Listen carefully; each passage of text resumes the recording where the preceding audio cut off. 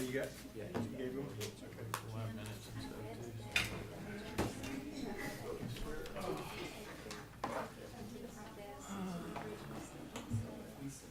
The Georgia.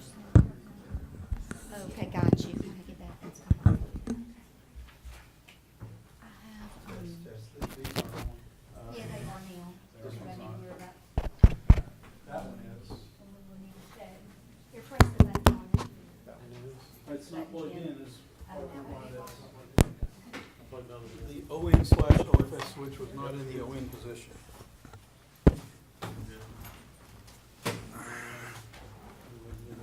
Oh, Here. Don't you have that? You can have that. thank you. There you go.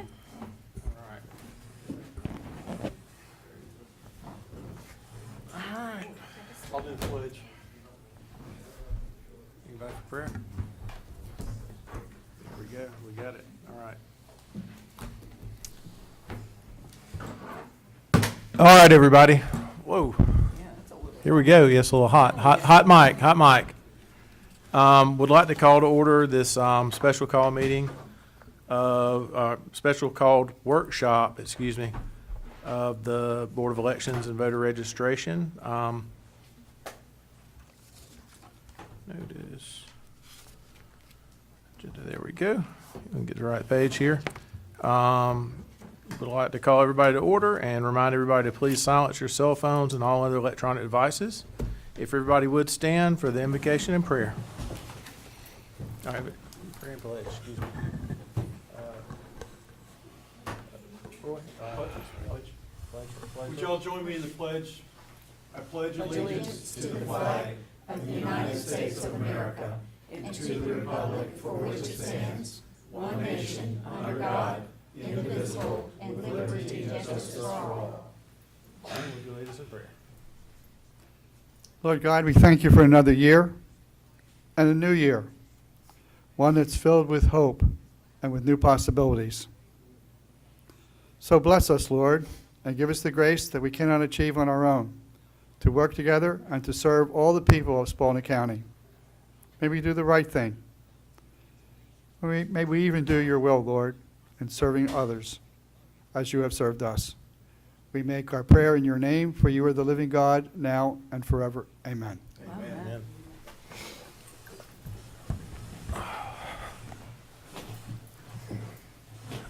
All right. Happy New Year's, everybody, and we appreciate everybody coming to join us today. Representative Knight, thank you for coming. Representative Mathiak, thank you for coming. We did send invites to our other rep as well as senator, and hopefully they'll be showing up here in a second. So we're going to go ahead and get started. Opening up here with citizen comments. Speakers must sign up prior to the meeting, provide their name, address, and topic they wish to discuss. Speaker must direct your remark to the board and not to individual board members or the audience. Personal disagreements with individual board members or employees are not a matter of public concern, and personal attacks will not be tolerated. The chairman has a right to limit your comments in the interest of disposing of the board's business in an efficient and respectable manner. Speakers will be allotted 3 minutes to speak on their chosen topics as they relate to matters pertinent to the jurisdiction of the Board of Elections and Registration. No questions will be asked of any board members during citizen comments.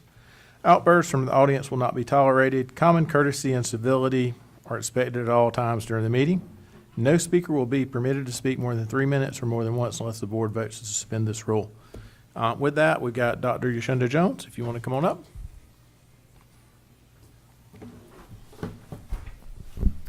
Good afternoon, everyone. I'll be brief today. I would like to say that we would like a reply back to the issues that were addressed at the last Board of Elections meeting with things that went on with the election. I would also like to say I don't think it was an accurate reflection when it was stated that voters only had to wait an hour and 30 minutes. There were voters that actually had to wait up to 3 hours to vote, and this is well documented as well. I also don't think that it was a good display to make a comment about having to wait in line before but not complaining. I don't think that as someone who represents the elections office, you should be discounting people's experiences that they did have. I also want to say, the last meeting, there was a really disgusting comment made regarding board members exercising their First Amendment rights. And it was stated that if they speak to the media, that they better beware, which sounded like a threat. So I would like for an apology to be made from the member that made that comment. Thank you. Thank you. All right, moving on. We've got the adoption of the agenda. This is the first time that this board has done legislative session here or workshop. So we really just have discussion on election and voter registration laws with our legislators here. Is there anything else that we need to add to the agenda? Or is there anything procedural, Stephanie, that we need to do to have a workshop, or a workshop's just a workshop? We have free discussion, right? Just wanted to clarify that. Okay. You need a motion to adopt the agenda? A motion to adopt the agenda? I would most so move. So moved, Roy. Second, James. All in favor? All right, passes unanimous. Okay, moving on. Senator Harlan's. Oh, great. Let's get Marty a seat here. We can squeeze, yeah, we can squeeze now. We got room. Do you mind sitting? I don't mind. We can do that. Here, we can. He knows slide I back. won't bite him If you want. hard. And we're probably gonna have to share a mic, so this goes out, we're live streaming to YouTube.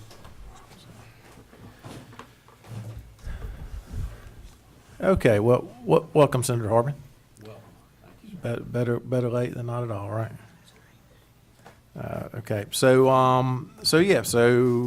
obviously, you guys all go back into session in just a few days, right? So, we wanted to get together and, have a two-way conversation about, I guess, some things from the board, the office, and I guess also county attorney's point of view, and also get any feedback from y'all, and see if we can come up with a action plan or some sort of unified messaging, even if it comes out to be a minority type letter from the board. With that, I mean, Roy, Jim, Dexter, James, do you guys have any input on any sort of format or structure or outcomes that y'all are looking for? I think starting there would probably be a good spot to start. Yeah, I think, Will you mind? Sorry.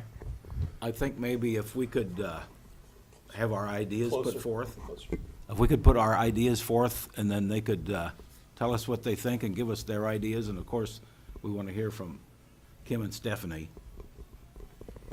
Okay. Well, go ahead. We're in the process, the board, of reworking, amending the bylaws, and this would be a wonderful forum to float some of those ideas and get our reactions from our elected officials. So I had read Senate Bill 89 that Senator Harbin spent a lot of time working on last year, and I thought that was about an 85 or a 90% solution to things that I've seen over the last couple of years. I think starting with that as a boilerplate and then amending it to include new things that we've learned would be a great place to start. Okay.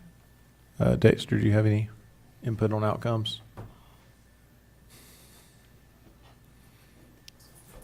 I don't know if I can get input on outcomes, and I'm not really sure if the board is in a place where we have we're on the same page, quite frankly.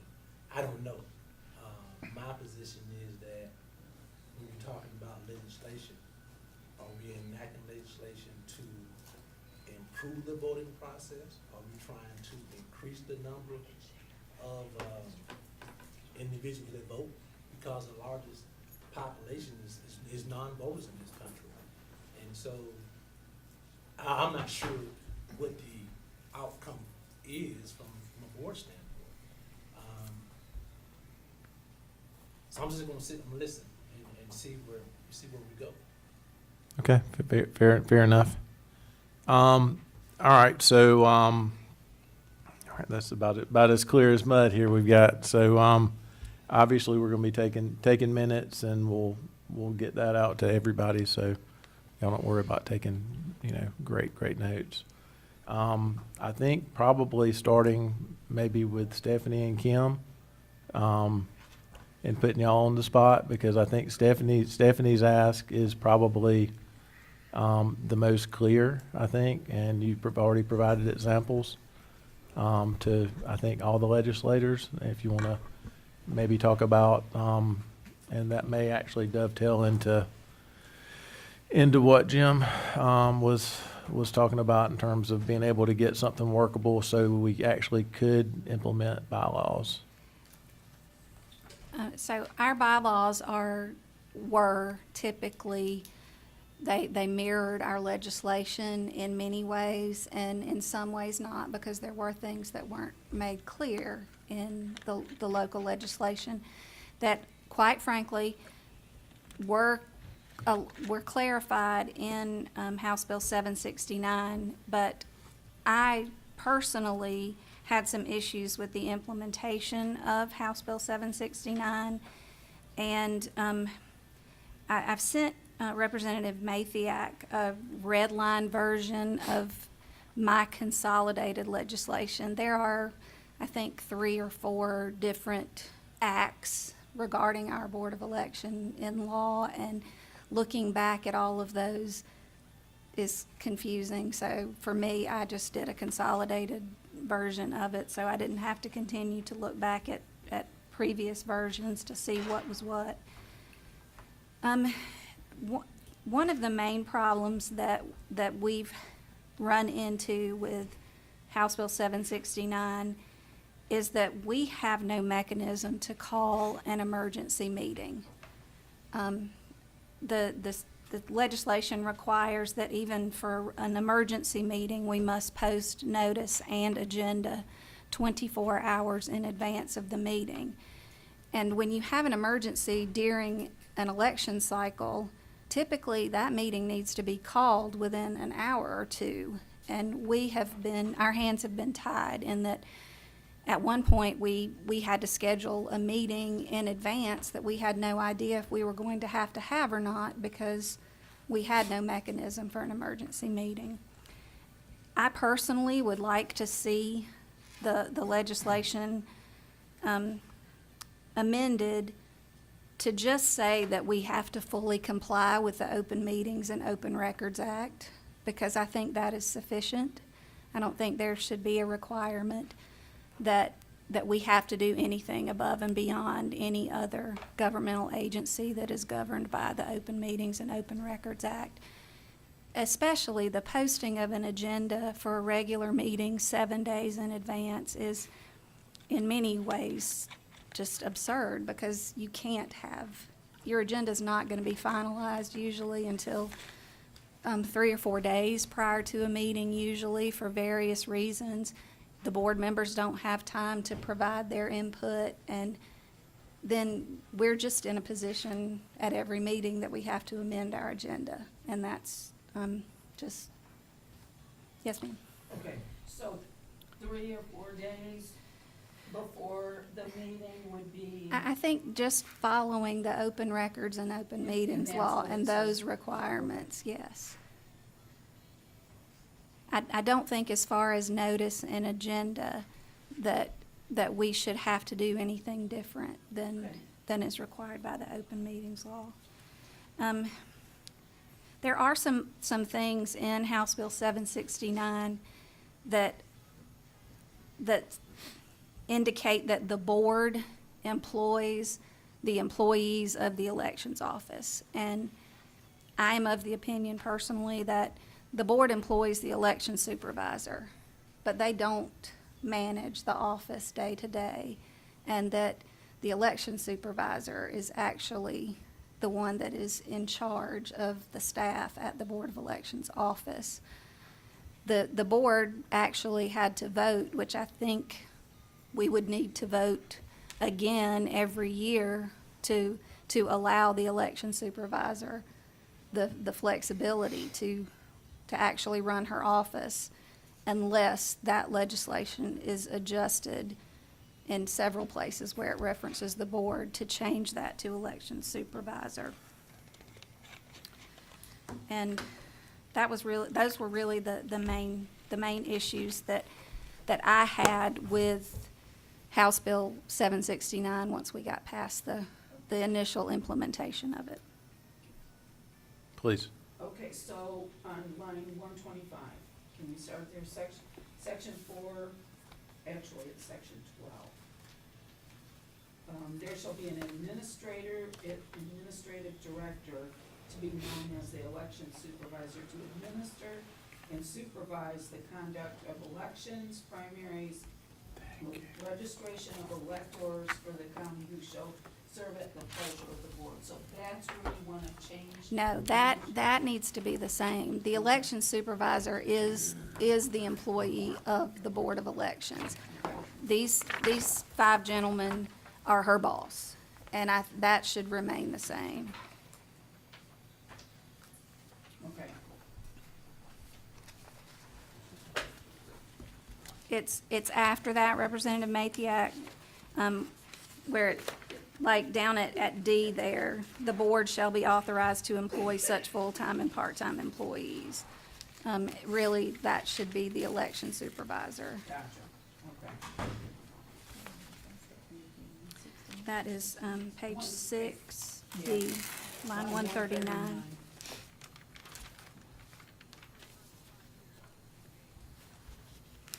And as I said, the board actually did vote last year, and it will, I guess, need to be on our agenda again to allow that as a continuing resolution to give the election supervisor the authority to run the office day to day.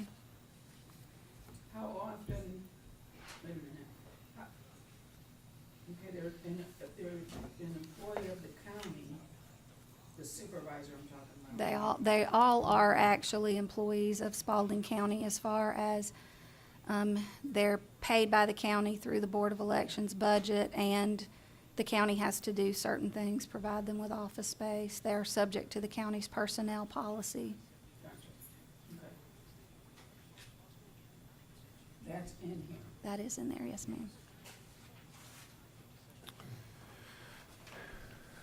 And Stephanie, you've already provided, just to put it on record, you've already Yes, a provided red line. everybody a red line version to review Yes. that would get it, that would get it in harmony with 202, I suppose. Or- I mean, it's not in disharmony with Okay. 202. It's just in harmony with the way we would prefer things to be able to be run. Got it, okay. So in the bylaws, Mr. O'Brien, what are you looking at there specifically? Okay. Can you give me some ideas? Yes, I have 4 points. I'll put them in a question form, and you're welcome to respond. Is the residency requirement for the election supervisor and election office personnel still needed? Okay. My comment on that is qualifications, competence, and experience are more important criteria than a person's residency address. And I would say that that particular statute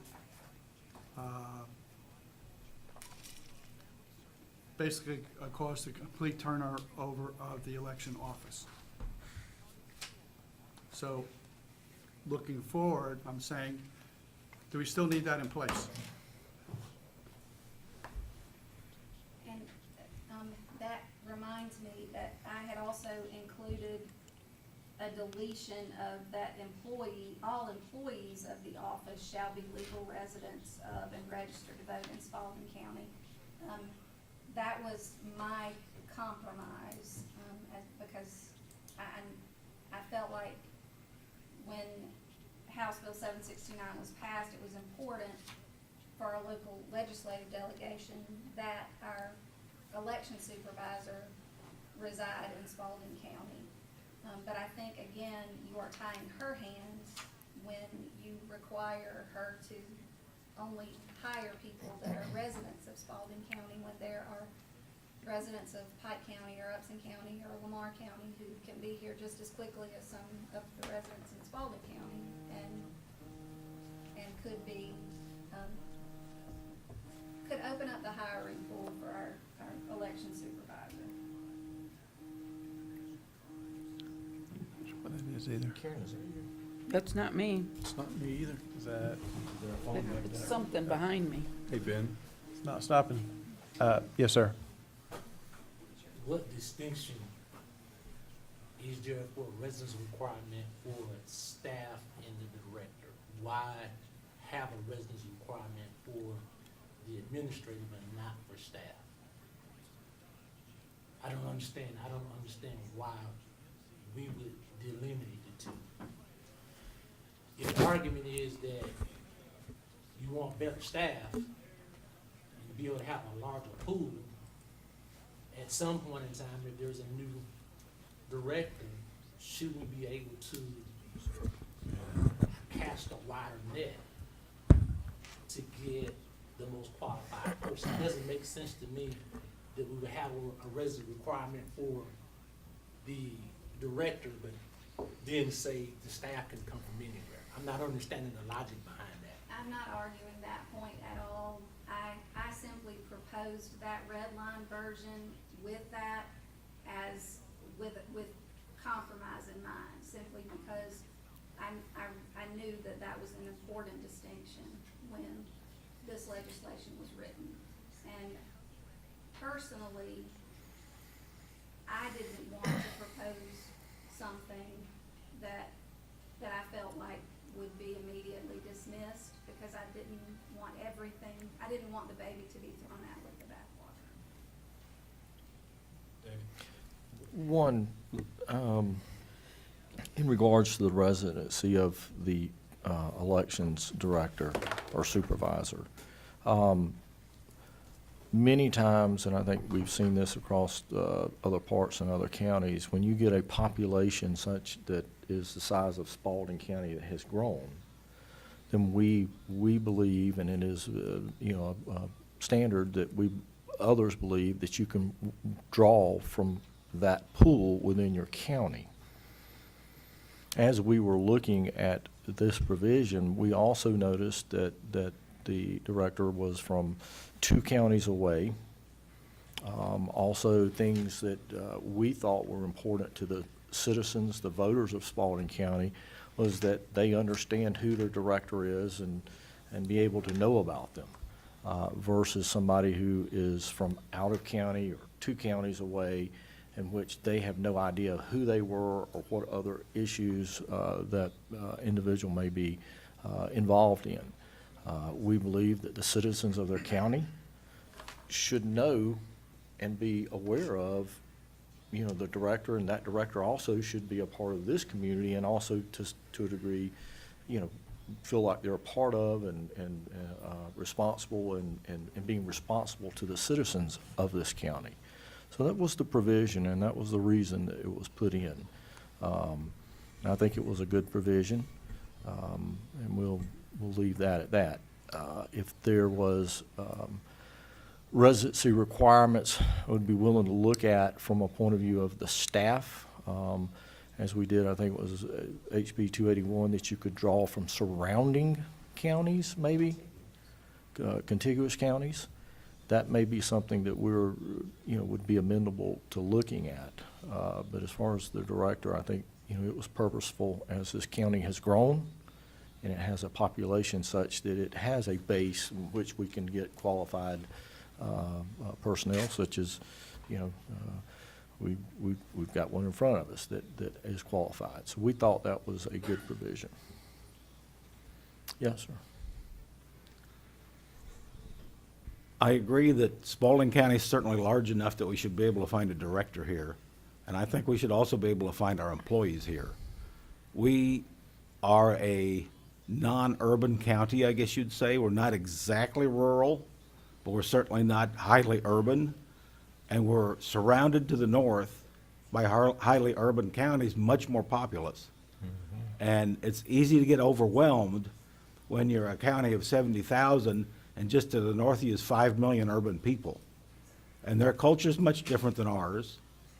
I don't know if they think differently than we or not, but it just doesn't seem like a good fit to bring somebody from, say, central Atlanta down to Griffin and expect them to fit in to our culture down here.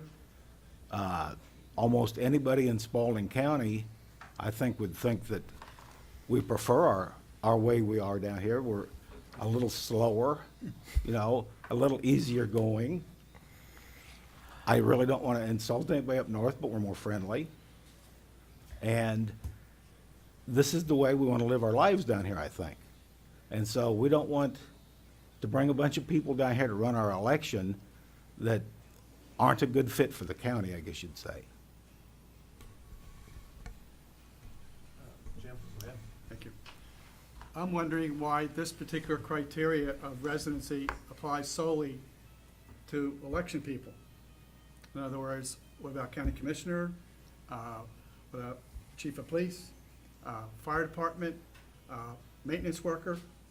When you think about it, I don't understand why only election has to come from Spalding County. County commissioners have to But they live. all have to And live they here. have to- Everybody you Uh, just, yeah. except for maintenance employees. Our elected Everybody else officials must lives be in the county. from here. Is that in or the the law? city. Yeah, you can't be a resident of Butts County and be a commissioner in Spalding County. Well, that may be on me. I've never heard that quoted or referenced before. It's only in this setting that I've heard us talk about, you must be a resident. And my opinion is that the other criteria are more important than where you live. I have to be a resident of record for my district. Well, I think, Just- it also goes back to the board, if I may. And Stephanie, you certainly could quote the code quicker than I, but your board has to be from your county. From Spalding County. Respect for our citizens, and those who vote in our county to feel trusted that we have people within our county who are overseeing and who are, or running in this case, or the board of director, who are over one of you as they look at who is running the board, running it, overseeing it, directing it, the day-to-day folks that are helping in the election process. I would think, I certainly as a citizen would want folks within our community to be there, if possible, certainly at the director level, obviously by code, the board level. Contiguous provision may be acceptable that corresponds to 281. But I, as a citizen, thought it very important that our director be from our county. And I don't think, and Kim can certainly answer to this, that currently the employee is a dire situation. But as I serve as county attorney and I see the number of employees short that we are in Spalding County, and also the city of Griffin is struggling with employees. This problem seems to be widespread and growing. And I'm thinking for the future in my red line version, and that is thinking towards what if there aren't anybody, what if we don't have anyone from Spalding County that is applying for this job, but there are people in Pike and Lamar who are qualified and would like to apply but can't because of a county line. I would certainly would not be opposed to to having contiguous language in there. For But the it- employees. For that the is. employees, yes. I think it's something that we could certainly, and I would like to discuss with the delegation, but certainly, And as to our board makeup, the enabling legislation has always required that they be electors of Spalding County, with the 2 being appointed from each local political party. And then the 5th now has to apply, but also has to be an elector in Spalding County. I'm sort of stuck, and maybe somebody can help me. Can you give me an example of where culture impacts voter registration or elections?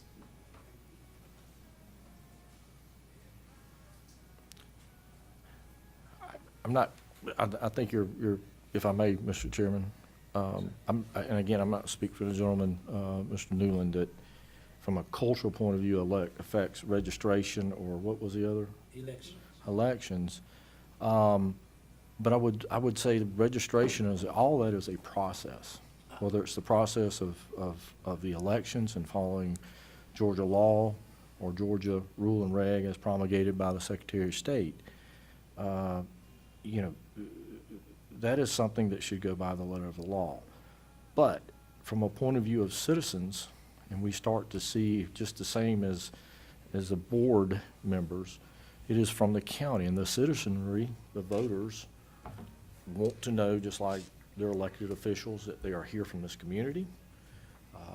Certainly as a representative living within the district, the residents of the district, you board members who are on the board, you must be within, Spalding County, that the citizens and the voters have faith that fellow citizens are here, especially those at the higher level, either board members or the election director are here, and that they know the community and they're a part of the community, and to a degree, answer community, and the community more so knows them.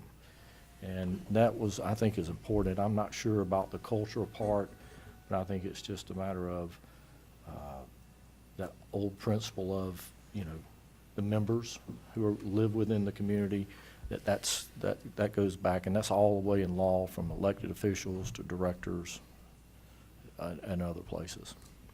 Yeah, I would just comment that,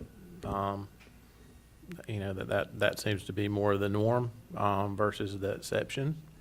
And I'm not sure if the cultural, word culture, I don't particularly agree with, but as far as, I think the Madison quote, government closer to the people, I butcher it, but,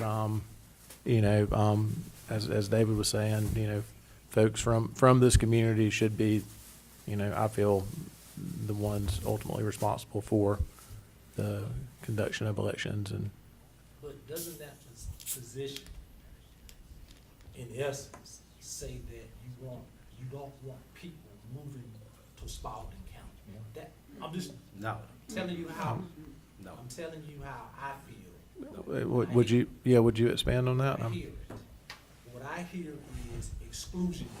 What I hear is Spalding County is closed off. We want people to live in Spalding County, to have these jobs. In Spalding County, in order to grow in the future, I think we need to be more inclusive and not set restrictions that are gonna eliminate people from coming into Spalding County, that's gonna help Spalding County grow. It may not be your intention, but as a minority, when I hear the language that you're using, that's how I feel. Now, that may not mean anything to you, but to a growing minority population, it's coming across as the good old boy system. That's just my personal opinion. I mean, I'd welcome anybody to move to Spalding County and join us, join the tax base. But Jim had 4 questions here. We've only barely scratched the surface Right, on one. I think everybody's, we'll have one last comment on this One one, then more we'll move comment. on. Dexter, you probably don't know this, but I'm a Cherokee Indian. So I'm a minority, and I am not trying to exclude any group of people. I'm just saying that it's very easy for a small county to be overwhelmed by a huge metropolitan area. It happens all the time. And I don't think most citizens of Griffin live here because they want to be in downtown Atlanta. They live here because they like the kind of life that we have here. That's all I'm saying. Let's move on. Okay, let's go ahead and move on. Jim, next. With the brand-new board and with the enactment of 769 and 202, there was a need for us to suspend the bylaws. So for the past year, we all agreed that some of the startup things with a brand-new office and brand-new election procedures, we had to put it on the side, which made perfect sense at the time. But now we're involved in, the committee is Jim Newland, Dexter, and myself, need to present to the board a draft version of the amended bylaws. So, with that being- Let me just clarify real quick. Wow, Mike's too close or too far away. We have been operating under 769, 202, and open records, open meetings. So in lieu of the bylaws, that's what we've been, I just wanted to I agree with that. put that That's in been there. the spirit, and I Yep. think the way we've behaved, really. Yes, sir. Go ahead. Sorry for interrupting. No, that's fine. I appreciate the clarification. Well, what the bylaws originally said was that the dismissal of a board member needed cause and hearing prior to removal. So I'm asking for us to look at that now. Is that still needed? In other words, if any one of us were to be removed, I guess I'll come right out and say it, I think it's unjust to be removed without a hearing and without cause. I agree. Yeah, also, I mean, as Certainly, far, Robert's Rules of Order would call for that, and we try to follow that where we can. I can't imagine a case, though, that this board, for sure, would remove someone without cause and a hearing. there was one or two sentences, I think, in 769 or 202, I believe, right? Who's got a copy, Andy? Microphone. So basically, our legislation as it stands, the appointing political parties can remove their appointee as they see fit. The fifth member can be removed by an order of the Chief Judge of the Superior Court. And to my recollection, there's really nothing in the legislation that would govern if any of the members thought that another member should be removed. But it would never be my advice legally for you to do that without some sort of due process, without notice and a hearing. And it would probably even have to go maybe to the Superior Court. But I do believe that is something, Mr. O'Brien, that we should address in the bylaws. Is it in there now? Yes. And I'm of the opinion that should remain. Yeah, I mean, so the only thing in Section 5 is that, the members of the board appointed by political parties shall serve out the terms to which they were elected. So there is no provision for removal at all. And based off of 769, even if we put that in our bylaws, there's not any provision for removal unless 769 is modified from my non-lawyer reading of it.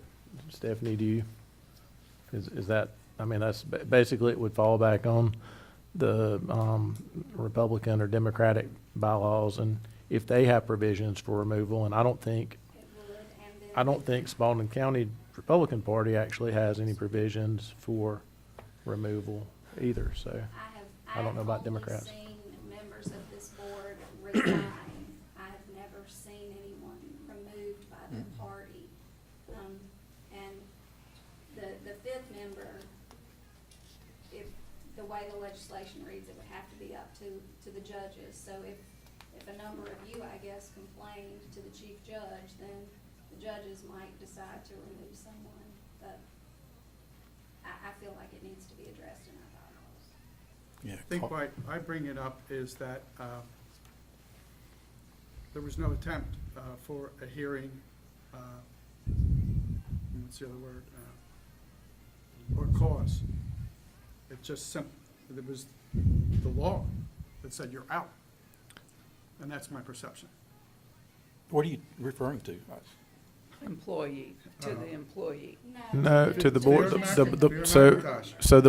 the board member. Oh, Specifically so the when the law fifth. changed, okay.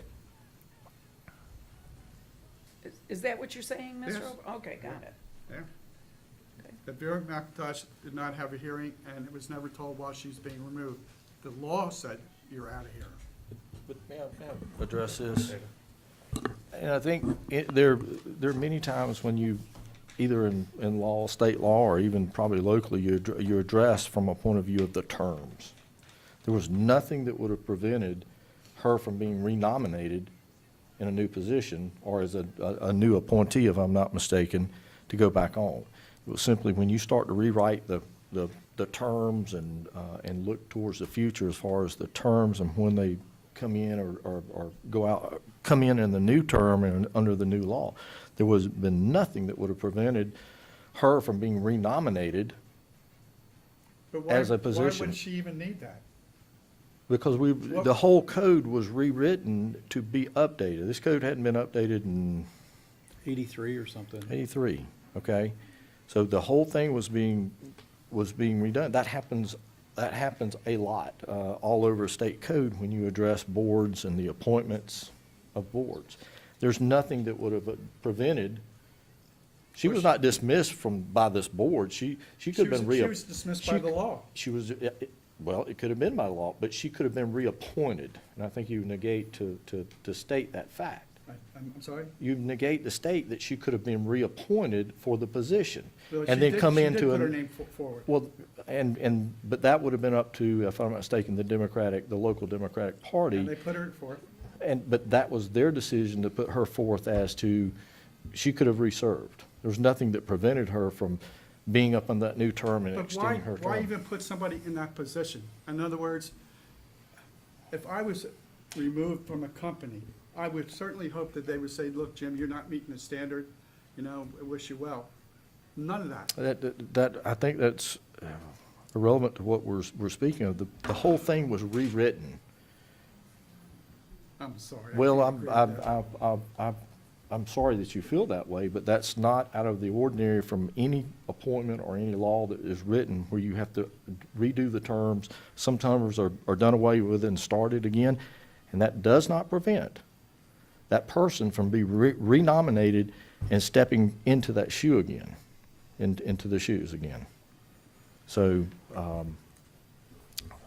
that was, So I know I was very surprised, after I got back involved that I believe the fifth member that was decided by a coin toss. And we've been talking about, people being, regardless of who that was, I don't really feel that figuring out a member of a board of elections being, by a coin toss is a very, smart way of doing anything, so. Please. because I think it's a point of right here.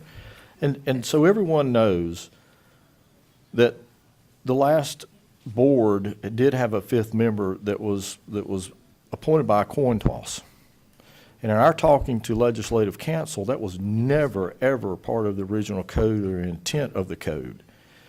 The part of the fifth member was to have a fifth member in which both parties, Democrat, Republican in this case, the two largest parties that received the most votes, had to agree on.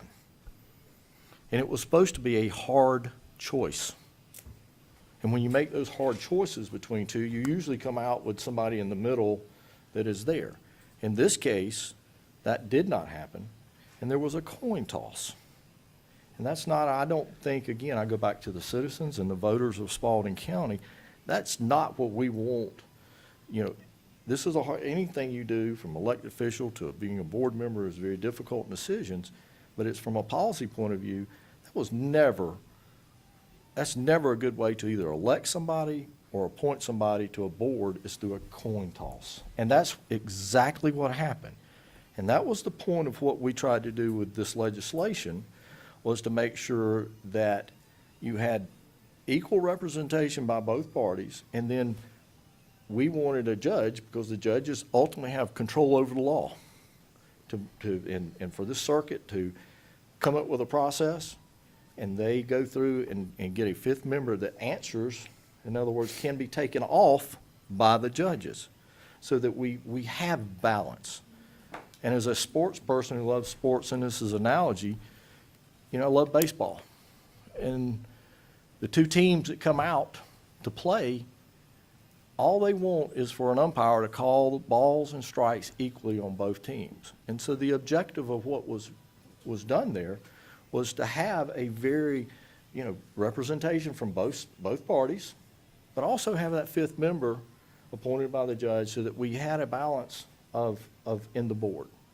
Because ultimately, I think the citizens want to know that things are fair, and that the rules are the rules, and they apply to everyone equally. And that was the impetus behind the change in the local legislation. And that was it. And it was not unprecedented. Local legislation, there are other jurisdictions that have a judicial appointment, so we were not out of doing something new. This was something that had been done, I think, in another jurisdiction, another county. And so we weren't recreating the wheel, we were trying to update the wheel from legislation that had not been updated in, more than 2 decades, almost 3 decades, or close to 3 decades, to make sure that we had a fair and representative board, and to make sure that we had a board, and thus the elections office that was carrying out elections fair and balanced. Mr. Chairman, after Mr. Ye- O'Brien. if I could- Yes, ma'am. Okay. Yeah, so it sounds like the intent was to restore original legislative intent. That, okay. Can Mr. Well, Newland be removed without a hearing or without cause? So that actually is, I believe, The in, statute's still there. yeah. I'm not referring it in the past. I don't think we need that going forward. Well, but that's the So judge's fifth- call. The fifth member, so page 2, The starting at judges, 32. Yes. So it is, I think it does state,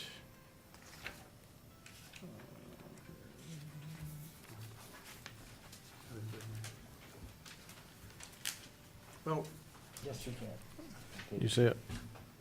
The He judges can't- have discretion. They have made the appointment. But it does require notice and a hearing Yeah. for removal. So and the legislation actually does say that, What line? that, I'm not sure because I'm looking at my version, but it's section 5B. Successors to such fifth members shall be subject to removal at any time for cause by a majority of the Superior Court judges of Spalding County after notice and a hearing. There we go. Okay, yep, it's So there. I would say that fifth member, whoever it be that was appointed by a Superior Court, quite frankly, probably has a higher standard of making sure that their actions are following the law and making sure that they're doing the correct thing by law, because they were appointed by the judges, and we intentionally said that they could be removed by the judges, okay? That was right up front. Mr. Chairman. Because Yes, ma'am.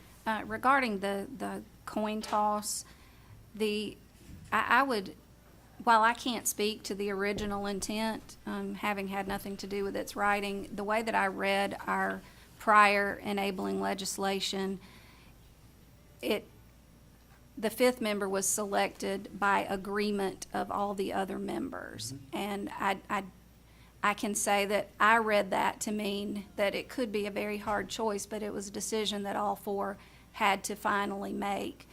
I believe that they may have run into a situation where they found, the four found themselves unable to do so. And that's why the coin toss language was written into the bylaws as, okay, so maybe we can't agree, here's our option.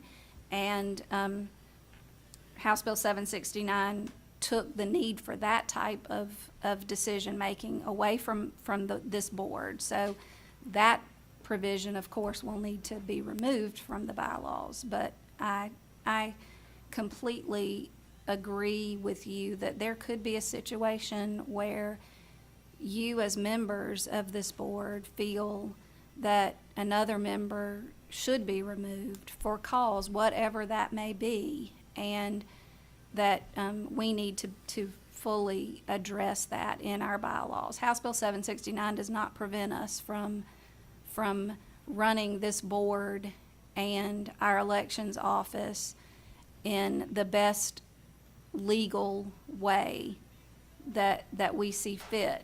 It limits us in some ways, and we just have to follow that along with all the other laws of the state of Georgia. But I do believe that removal for cause should absolutely require some sort of due process if it's something internal within this board, and that is something that needs to be addressed in those bylaws. I think we're in violent agreement on that. I think everybody agrees on that. Okay, so we're sitting on about 45 to 50 minutes. So Jim, if you want to go ahead, you got two more. Let's go ahead and Just try to one get, more. oh, one, okay. Just Was one that? more. And this really comes from 202. Senate Bill 202 makes the use of drop boxes less accessible. So we move the drop box inside.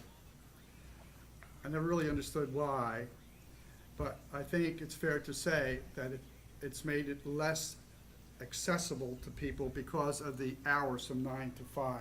And I'd like us to revisit that. Sure. I just want to answer to why, but that's because it's state law. State law says it's to be under human surveillance at all times. And did we have that with the camera outside? That's, yeah. Human surveillance. Well, So I I think appreciate- you're asking that our delegation consider a change in that. I think it's 9 to 5 that's the problem. If you're a working person or a student, it's hard to get there during those times. And I don't think I'm the only one believing that. I believe it's also a concern in the U.S. Department of Justice complaint against Georgia in 202. It's specifically stated in there that the Dropbox, the limited amount per county and the hours is a problematic in that complaint. And I understand that, just so you know that we are following the law in that it states that the drop box is available only during early voting hours, advanced voting hours. Okay, and that's why those are the time that's set forth and the dates that are set forth. Okay, and, I mean, I don't agree with that at all. I would like to do away with drop boxes altogether. So, was that No, four? Thank you for the hearing, and I appreciate, Was that four things or just three, Jim? 1, 2, 3, that's 4. Okay. I lost one there. Okie dokie. Thank you for all that. I hope that helps out with the bylaws. Jim, James, thank y'all for doing this for us, and Stephanie. Yes, sir. Could I comment just a minute on Dropbox? Please. Okay. My position on drop boxes is make it easy for people to vote, but make it hard for them to cheat. And that's my entire agenda, is I want every single legal voter to have the chance to vote if that's what they choose to do, and every single cheater to not have a chance to cheat, no matter how bad they want to. That's my agenda in a nutshell. We have agreement. I think. I mean, Oh, go ahead, Dexter. I agree, but I've yet to see this empirical evidence of voter fraud using drop boxes. I haven't seen. I've seen hours of video, from Arizona of, Georgia. okay, well, I'm just saying you said of drop boxes, you didn't specify. And if it can happen in Arizona, it can definitely happen in Georgia. And we actually have more strict laws on ballot harvesting, which, we've ran into since I've been in office. So, Well, my position remains the same. I've yet to see any data on voter fraud using drop boxes in the state of Georgia. When you, as Jim said, it goes back to my initial point.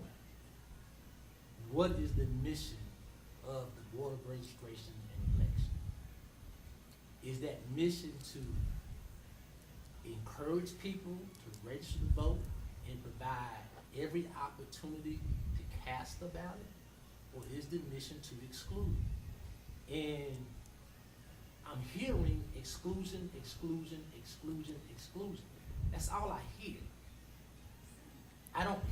There is no data to back up these claims about widespread voter fraud. It just does not exist. It doesn't exist. and Dexter, I think your head's in the sand, but Show it to me, Mr. Chairman. If you show it to me, I am a reasonable person. If you give me the data, let me see the data, and if you're right, I'll come back and I'll admit that I was wrong. But until I see that data, I'm just unmoved. okay. Please, Kim.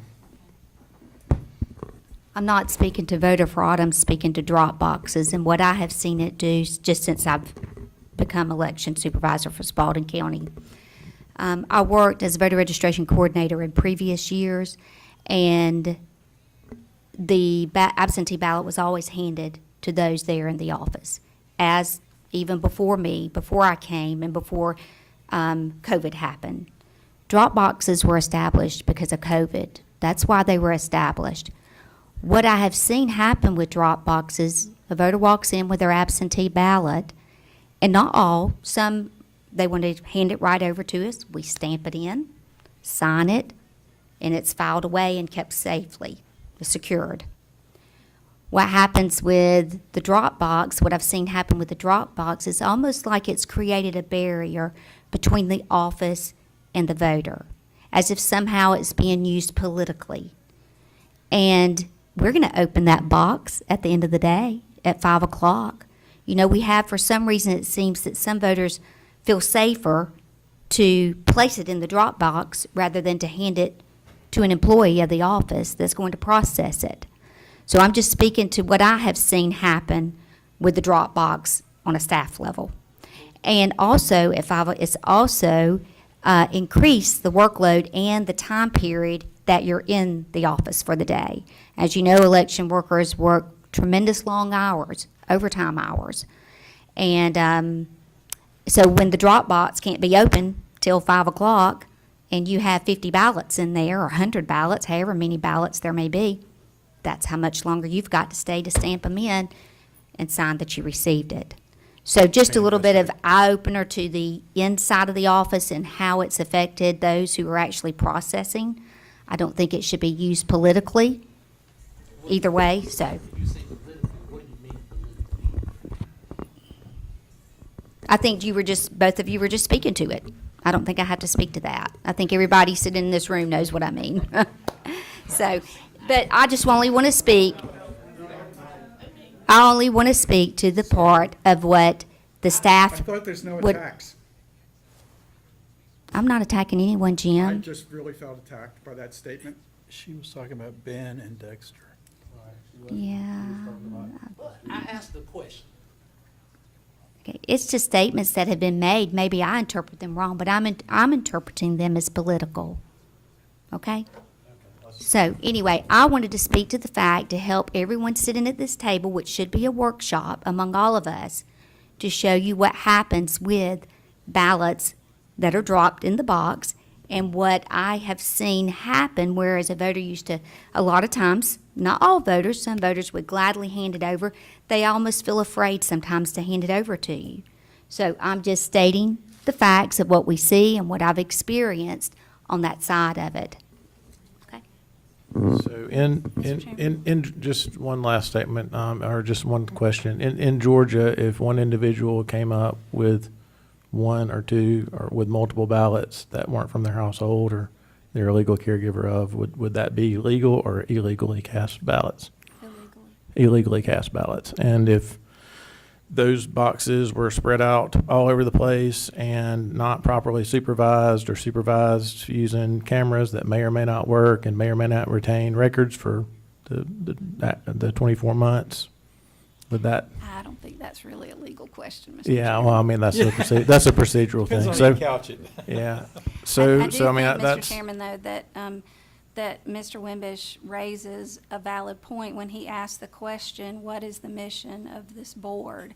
And while I don't think that that's necessarily a topic for this particular workshop with our legislative delegation, I do think that that is an appropriate topic for a later workshop or retreat to formulate a mission statement for this so board. I think we've got a mission statement, but I don't think we all really agree on the two axes or poles. And when James said to Vision make versus mission. it easy to vote but hard to cheat, I think everybody agrees to that. But I don't think we all agree on maybe what cheating is or what easy enough to vote is, and to what degrees those stand. So that might be a place for us to at least start. Yes, sir. I think there's one thing that we can all agree on, and that is there's no law that you can pass that'll make someone that doesn't want to obey the law. That's just not a possibility.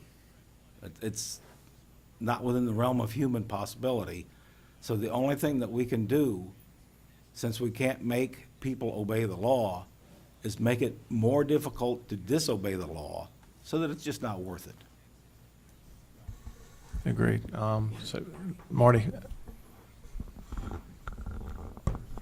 Until we saw COVID come into play, we had not really seen drop boxes at all. That was kind of it was something very, very foreign to us. I think the issue addresses really absentee ballots, in which I had addressed even last year in the legislature, is that the absentee ballots should be serialized, just like we serialize our baseball tickets, football tickets, everything else, and we know the numerator and denominator of what comes in. The problem is that a ballot that's placed into a drop box has no identification with it when it's dropped into the box. Once it's dropped in, it is anonymous. And what I believe needs to be done is the envelopes that they are delivered to the person that takes the absentee ballot or gets that absentee ballot has a number on it, but the ballot inside does not. But we at least know the number. And here's the part about it, whether we're Democrat or Republican, it is critical that they trust the process. Right. And that is really what this board's about, is that if people don't trust the system, they don't get involved in the system. And that's one of the things I see as much as anything. If you vote in person, you go up, you register, there's that ballot that's printed out, and you know that. There was interaction, if you will. But with an absentee ballot, that ballot is anonymous once it goes into the box. And that's why I think that some type of serialization, at least to know, we put 150,000 absentee ballots and we got 120, great. But if it got 160,000 votes or ballots out there, there's accountability. We do it with our lottery tickets. I'll bet you they even do it with the Georgia football tickets going on at, out in L.A. Nobody wants one of those. Yeah, I've had more requests than you know wanting, do you have any ties to get tickets to the game? But I think this is accountability is a good thing. That's why we serialize our money, our other things. But I think that's the part, is that we must, if we're going to continue with a drop box system, that system has to be trusted on both sides. And without that, we're in that same dog chasing his tail, if you will, of accusing. And I think we need to make the system where the system causes it to be honest and straightforward. Yeah, I'd even take that a step further. Not just drop boxes, but all absentee ballots have to be serialized. And that is something that the legislature must do this year. If not, then the whole absentee ballot process will be suspect going forward. And I'll even go a step further than that, is that the vast majority of people who come to me at the grocery store or wherever say, I'm not sure my vote counted. And to have a way of the person to be able to identify their ballot once it's cast. There are a couple of ways that you could do that, but the process. You have to have the ability for a voter to know and trust that their ballot was cast and counted. However we go about doing that, we get, I don't know, Kim, how many ORRs do we get since you've been here? Right at a year. Hundreds. Thousands? 5,000? Probably hundreds.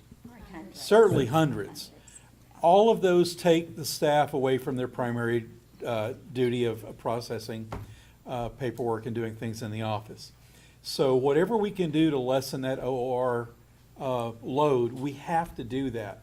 And I think that it's mandatory that as much information as possible is put where it's accessible. And that's not a partisan thing. Everybody asks the same questions. Did my ballot count? You know, how do I know? How do I trust the system? And it will go a long way if you write legislation that says that a voter needs to be able to cast, not everyone. I can't see that Marty voted for whoever, but I can see that Roy voted, and I know what my unique identifier is, be it a number, barcode, whatever, so that I know that ballot went through the process and that it is, in fact, in the tabulated group that is kept on record for 22 months. So what you're saying is you can see that your vote was cast And that it counted. and that it counted, but not what you voted for, right? No, I think that I should be able to look at my ballot and say that I voted for blue versus green versus red versus yellow. So that I can personally see that. But you might just look at a ballot and have no idea whose it is and see that, well, this person voted for green, yellow, blue, and purple. Well, and on the vote review panel, we do that. We have no idea. But not all ballots go through the voter review No, panel. I know, just the absentee. Right. And we have no idea who cast them. Exactly. And our only job is to make sure that we know what they cast. Yes. That you make a determination on what they're, Only if there's doubt. yes. Yes. But my point is, if you have some serialization, some mark that's unique to a person, that only that person That's- would know. Well, that's unique to the piece, to the ballot, to the Yes. piece of paper, that only that particular voter knows, so Yes. the secret vote's still protected. Yes, and that way, whenever the person in the grocery store who comes up to me and says, how do I know my vote counted? I can say, you go to the website and look at your unique identifier, and you can see your ballot. It's there, and it did count. And serialized actual ballots are used in lots of other states. But that's a must. You have to get that. I mean, if we don't get anything else through this year, that's a must. That goes back to voter trust of the process. I would say with the appendix that we are allowed to have emergency meetings. Okay. Please, let us have emergency meetings. Yes, ma'am. Mr. Chairman. Yes, ma'am. So I have constituents that have asked me that question, and I always send them to my voter page. The only way you can do that is if you have your birth date, address, and what's the other there's like 3 identifiers on my voter page. You don't see the ballot, but you know that You know that something happened, that the ballot did go through. I want to go a You step- want to see that, I understand what you're saying, but at least we do have something in order today. Yeah, so I actually personally experienced issues with that in 2020 particularly. I don't think that my voter page was up until maybe 19 or something. I think it was after Kent was out of office, but I know several times I had to email in because I had went and voted and waited, 6, 7 days and looked, and, it showed that I hadn't voted. And emailed the office, and this is obviously not on the Board of Election, been a citizen, and and then was told that my vote counted, but then it never updated. So So how did they determine that your vote did count? the local office, I had to trust. Oh, they I had did to it. I had to Okay. trust the supervisor that told me that my vote counted, even though the didn't state the state website, I gotcha. didn't actually have it. And Kim may have some stuff on that to clarify. And we did see that, for the most part, I think it was updated fairly well by the state, but at times it was not, because we would receive, maybe they had not updated the day before, and we would receive phone calls. People were so concerned because of that. And then we would look in our system, we could tell them that it was issued and that what date it was mailed on. So I think maybe it's come away, that it's updated more so than it in the past, but at times it was not updated. Okay, so the law was that at the end of the day, you had to report how many people actually voted. If there was 500 people, am I right there? Well, I thought we were talking about my voter page. I know, but I'm just Okay. thinking ahead in, But we work real time.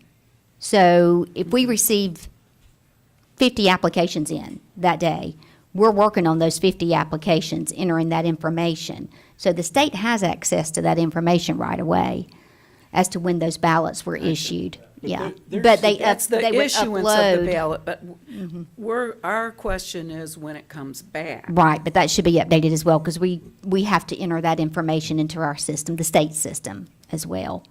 So we're enter them in as soon as we say we pick up the mail, or either they're coming in person. Other than if it's the drop box, it's gonna wait to the very end of the day. 5 o'clock deal. Yeah, Got it. and so, yeah. Okay. So if Not all counties, nor, do it that way. Some of them wait until the end of the week. Some of them, may or may But not what even is the update at law? all. I thought the law was you were supposed to turn it in that day. I think I'm not sure. I believe it should be, but I'm not sure. I'm just pretty sure that not everybody around the state seems to follow the law all the time. So, if I'm, go ahead, Imagine Kim. that. please. I was just gonna say, there's a law in regards to, how many, of processing the absentee application, which says as soon as possible. I think at some point in the law, it says no later than 3 days or next business day. But, then at some point, it says as soon as you can. So, So in the time that we have remaining, I'd like to talk about process and procedures, because nobody likes to talk about process and procedure any more than me. But we have a system in front of us that is designed to be complicated. May not have been intentionally designed to be complicated, but it is complicated. Everything from ENET going down, how many times, I can't even count the ways. How many different websites, Kim, do you have to go into on election night to enter data that should be meshed at the state level? But we're having to go in and intentionally put information into multiple sites and multiple places. We have computer systems that are archaic. They're certainly ancient. We have a process that by no stretch of the imagination is modern or efficient, and that has to change.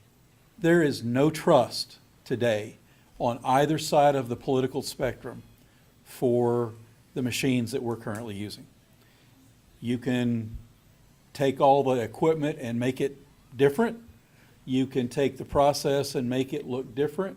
But until we have something simple enough that the average person understands start to finish how the voting process works in Georgia, there will not be trust. And if you go back to 2016, one particular political party said there was cheating and problems and this and that. And you go to 2020 and the other side said the exact same things. There's plenty of YouTube evidence, if you want to go look for it, that shows different parties saying the exact same things. The common point is nobody trusts the system. So how do we fix that? And I think we have to get it simple enough that the average person understands A plus B equals C, not this long, complex series of whatever that we have today.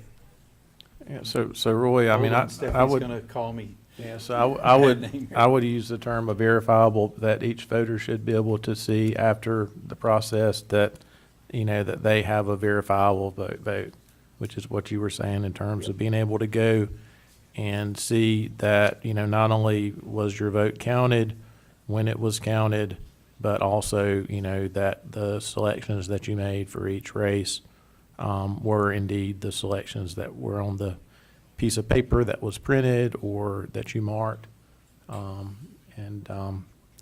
That's where I think, you know, and I that agree. that can be done while still maintaining the secret ballot and still maintaining the anonymity and all that kind of good stuff. Mr. Chairman, Yes, ma'am.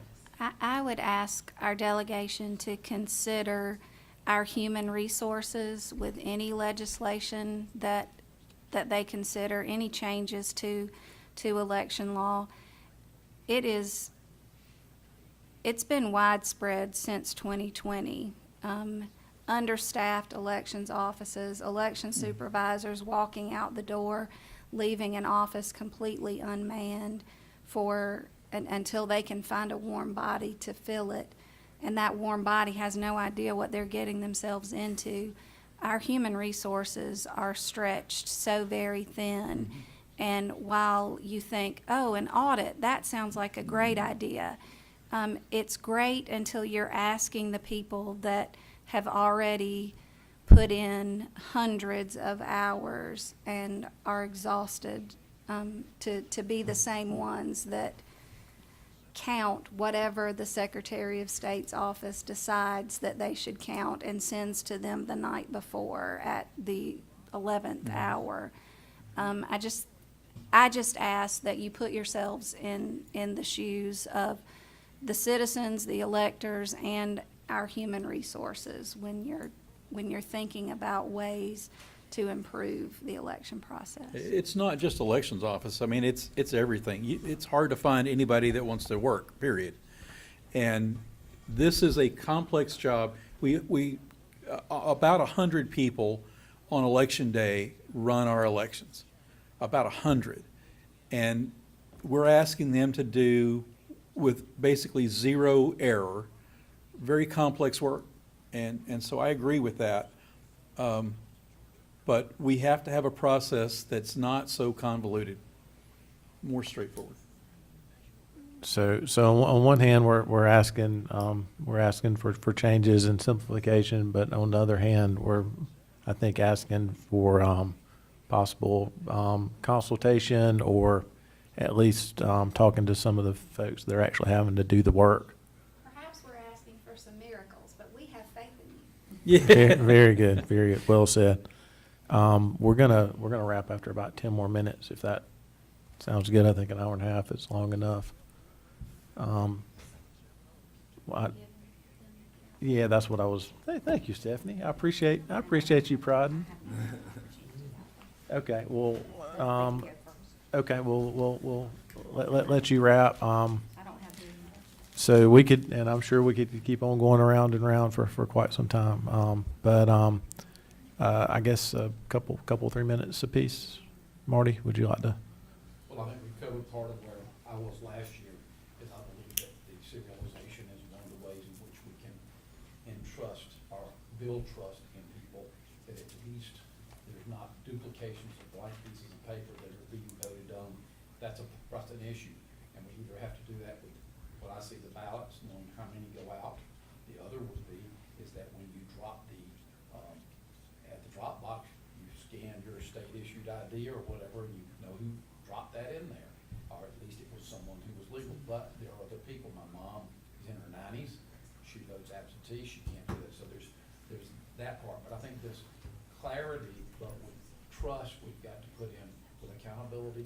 We've got to have trust, and we've got to say, hey, the system works. And you're dealing with when I say this, a volunteer army to some degree. And that's the part where they have to believe that what they're doing is important. We have to believe in them. We We have to give them the tools to do it with. And I do this on election day. I usually go to multiple precincts just to kind of walk through, and I don't take anything with me, no name tag. I just want to see what's going on. And I will tell you that wherever it is, whether it's Fayette County, is that these are people who, I said, you ever done this job before? No. I mean, you've got a lot of things that we've got to really kind of come back and say, hey, we need proper training to know how to do it. And I find this with employees. If they've got the tools and the support to do the job, they're much happier when they don't have the tools to support it. I think that's where we've got to have that put in place, a trust issue by the voter, a system that people can trust as far as that portion. The drop boxes, like I said, came in with COVID, and COVID brought with it a whole lot of problems that we don't have time in this meeting to get into in various areas. But I think that issue alone, for how we question the election process, is one that we've got to build back the trust of the people that my vote counts. And I think that's the issue that's one of the main issues that I want to see, is that I think absenteeism, there may be some other issues that we have to, but I believe we've got to deal with that part where every vote counts. Karen? Agreed. I appreciate this meeting because we needed to hear where the mistakes were made, Stephanie, so that we can fix them. I also am of the opinion that legislation doesn't have a period at the end of the sentence, that we can, as time marches forward, people change, areas change, and we need to change with those times. So I appreciate your input, Mr. O'Brien. I think that those are some things that this delegation will sit down and we'll work forward. And we will let Stephanie take a look before we drop it. I appreciate the staff that Kim has and the people that did work early voting. I was one of the people that it took an hour and a half, but I was okay with that because I wanted to vote. It was important to me. If it took me 3 hours, I would have stood there for 3 hours. But I appreciate everybody that worked for you, Kim. I think they did an excellent job. I know that they were tired, but they still had a smile on their face and made me feel important enough to get in there to vote. I think you're right that everybody has to have value in their job and in that they are doing a good job. And I think they did. I'm very proud of that. I think we'll be able to move forward and get some changes. I can't wait to see how the bylaws change too. And hopefully we'll get that before we drop our addendum to 769. That would be my goal, hopefully. And I appreciate that, but I think we also need to be in conjunction is that the bylaws should be based upon what the local legislation is. And Right. so, but in conjunction with that, Stephanie, and if I have overlooked or haven't seen the red letter, would you resend it? You know, to be happy to work with some of the provisions that you know, we can or will. I think I do want everyone to understand, you know, in the end, it's about good policy, and it's about making sure that whatever the rules are, whether you agree with them or not, from a larger perspective, and it's not just state law, it's federal law, federal judges everywhere that have a say-so in elections. But this board, I think if you go back to your oath, it's to follow state law and the federal law and the Constitution. And so, you know, that I think is the overall mission, and when we do that and we carry out the elections in accordance with the rules that are on the paper, I think y'all can be proud of what you've done from a perspective of we follow the rules. And this is a hard job. There's always going to be issues that come up. Nothing's perfect. But I think it's a testament to how you react to those emergencies or react to, you know, somebody not getting a report back down from the state, and how you react to that and continue to do your job even in the face of maybe not the optimum either circumstances or enough people, resources, whatever the circumstance may be. But I certainly think from what I've seen personally, this is a personal comment, I think the elections went pretty well this year. And I want to congratulate the entire board, seriously, for that. I think we took it very seriously, and we've certainly, I think, had a lot of improvements. And I know everybody's going to complain, but I've certainly had less complaints from my perspective as a representative than we've had in the past. And if that's any measure of what y'all have done as a board and as an election office, it's good. And I appreciate the time and effort. Again, we'll be happy as a delegation to go back and look at what was under 769 to see, some of these things. I think there are about 3 items that you really had questions about, to see if we can figure out a way to help sort of close the gap with what you're seeing. But I do want to say we did have intentional policy to try to update this board and update these things so that the citizens, the voters of Spalding County, again, as to everyone's comment here, had confidence in the process, but not only the process, but our board, our people, our election supervisor, and the folks that were working there. And that was certainly our intent. So I appreciate the meeting, and look forward to, working with y'all to see what we can do to close the gap on some of these issues. I just thought of something too, Kim. With the logistics of the time element in voting, I think it would be prudent to have more machines, and I know what I'm saying to you, so I know that means more people. It wasn't the machines per Are you se. speaking of the December 6th election?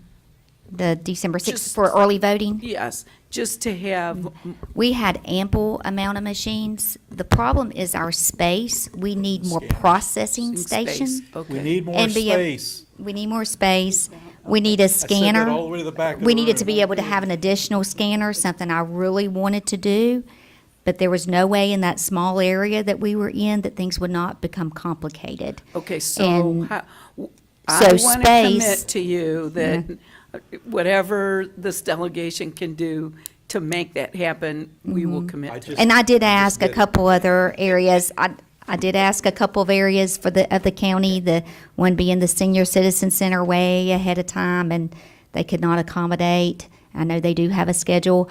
I am looking to see what we can possibly do for the future, because we have to do something different for 2024. We must. So it is space. Okay. So, yep, there were ample machines. In fact, the line was building to work for people to scan their ballot, and there were plenty of machines because the ballot was so short for December 6th.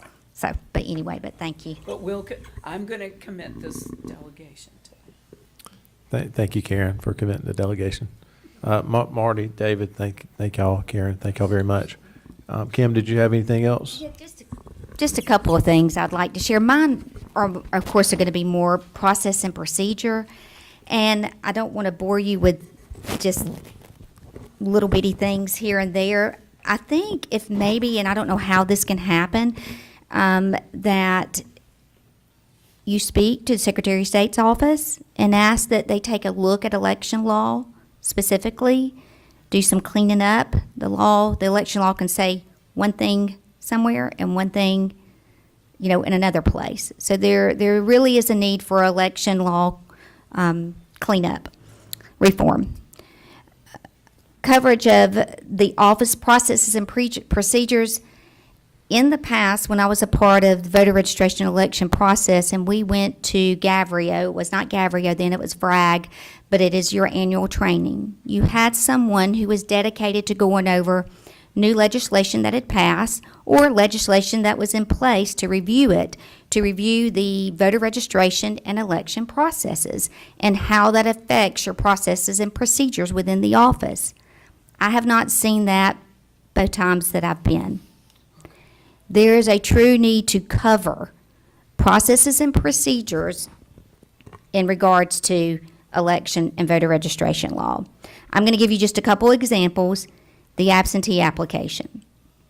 The absentee application states that applications must be submitted as an attachment if emailed. That's what it says on the application. However, in Jarvis, reminder, Jarvis is coming along. That is our new voter registration system. I believe for a conference this evening, for that to begin tomorrow morning. It states that a photocopy in Jarvis, it states in Jarvis that a photocopy of the application is acceptable. Two different things, an attachment, photocopy. Gotcha. We had people sending in photocopies, and you would only get bits and pieces of it. That's extra work on, because you got to reach out to the voter. We don't want anyone to miss that opportunity to cast their vote. So that's another step, whereas if it could just be clarified, it works much better if it comes in an attachment. You have the full documentation then. I'm giving you very small examples.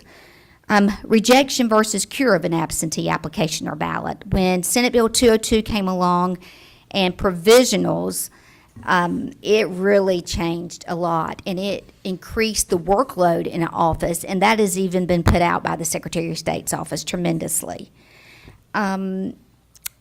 There's not clarification of rejection of an application versus curing an application. Rejection of a ballot opposes curing a ballot. We just want, if we are to follow the law there in the office, which is what we want to do, we need clarification in the law, what we are to do. The absentee application, number 5 on the application, I brought some applications if you all would like to take one with you. Our office had many voters who were traveling during the holidays, and I have spoken, of course, consulted with Stephanie about this, who provided an alternate address in which to receive their ballot or vote UOCAVA. County Attorney Stephanie Wyndham did address this matter. However, the law should be clear for office guidance on the definition of temporary living outside of the county. That is what it states. We're not making this an issue. It is an issue. When a voter is sitting there completing their application and it doesn't make sense to them and they ask you what they're supposed to do, we need legal guidance on what they're supposed to do. What's living versus What is living? So they need to either clean up the law or clean up the application, whichever one that is. So, but that is 21, make sure I'm giving you the right thing, 21, no. No, okay. It's, you did, yes, 21-2-381D. 21-2-381D. Okay, another absentee application request made by relatives in the case of voter temporarily out of the county or municipality or disabled voter. What constitutes the meaning of upon satisfactory proof of relationship? We are left to do a lot of guessing in the office, and it's just not fair, it's not right. So we need clarification. What is the proof? What are they to provide to us? We don't have time to sit and wonder or guess, and that's not what we should be doing. So we do need clarification in that. I do want to just speak toward the fake ballot that was found. This seems to be ignored for some reason. I think really to sum this up, answers from the Secretary of State's office.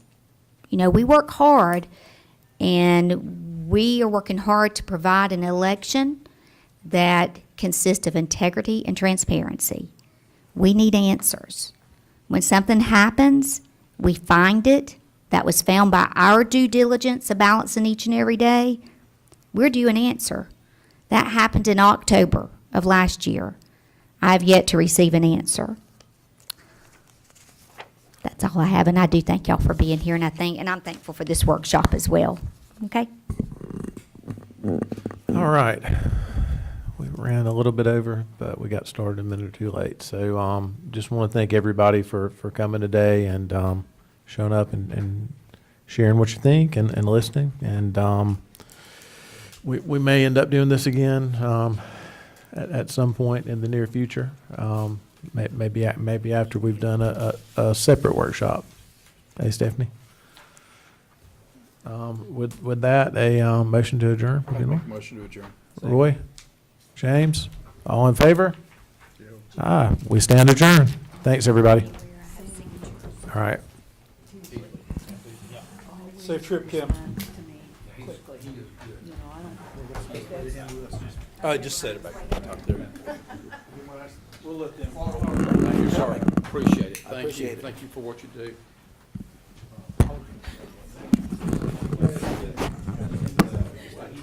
Yeah, so we're not-